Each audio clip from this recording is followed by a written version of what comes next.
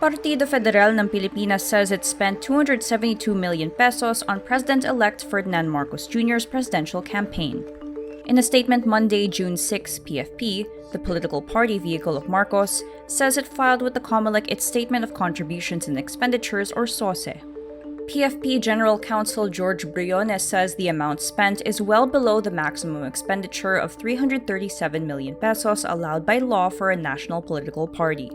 According to the Fair Election Act, the 337 million pesos allowed by law is the result when 67.4 million, which is the total number of registered voters, is multiplied by 5 pesos. 5 pesos is the aggregate amount a political party may spend for every voter. Marcos is still required to file a separate SOSE, as required by Republic Act No. 7166.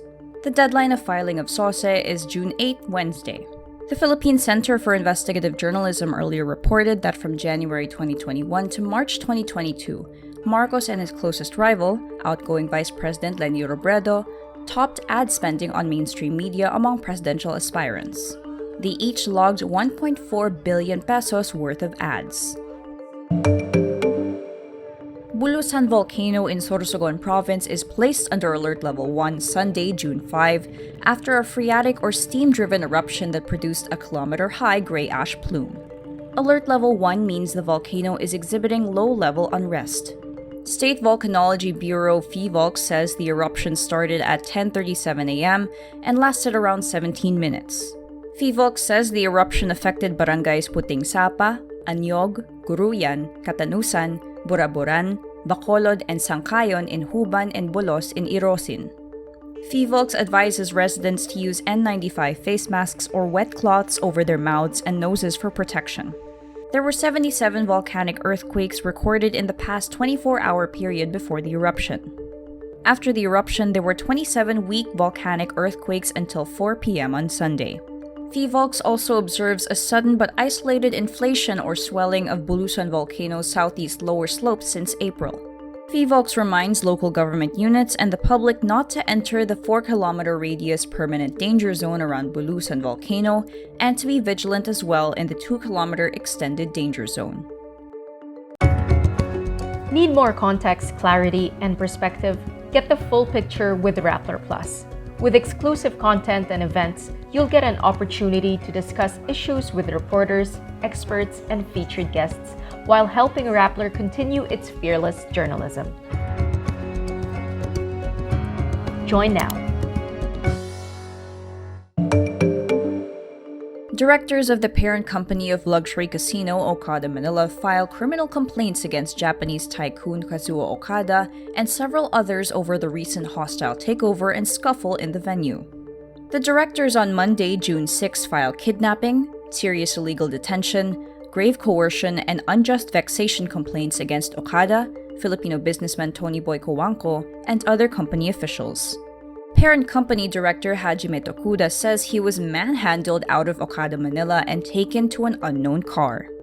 On Tuesday, May 31, Okada, Cojuangco, and at least 50 private guards and policemen stormed Okada Manila to enforce a status quo ante-order issued by the Supreme Court last April, which is said to restore Okada as chief executive officer, chairman, director, and stockholder. Okada was booted out in 2017 over alleged misuse of funds. Parent company director Michiaki Satate insists the other companies which own Okada Manila do not recognize the gaming tycoon's sham board.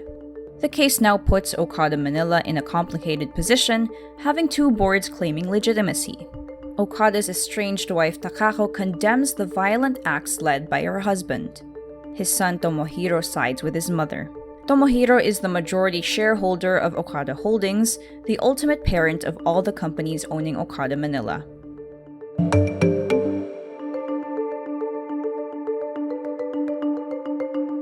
A video clip of a security guard being violently run over by an SUV goes viral online. According to a GMA News report, the security guard is directing traffic at the intersection of Julio Vargas Avenue and St. Francis Street, Mandaluyong City, on Sunday, June 5, when the incident occurred. The security guard is identified as 31-year-old Christian Joseph Floralde. The security guard is shown attempting to tell a white SUV to stop, but the driver fails to comply. The SUV hits the security guard, causing him to fall in front of the vehicle. The driver momentarily stops but shortly proceeds to accelerate again, this time running over the security guard's chest area with the left wheel of the vehicle.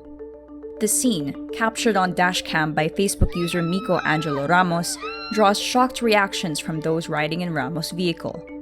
The victim is reportedly currently having difficulty breathing, is on oxygen support, and also sustained head wounds.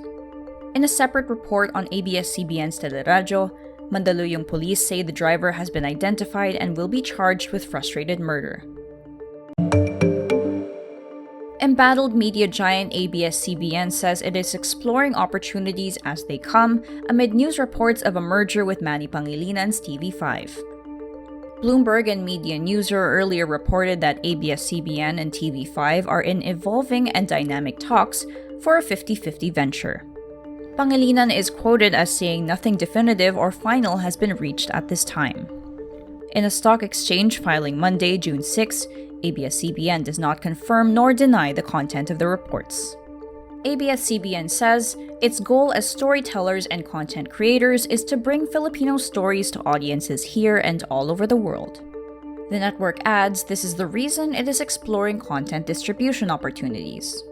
ABS-CBN entertainment shows currently air on TV5 and A to Z after the Duterte Allied Congress denied it a franchise.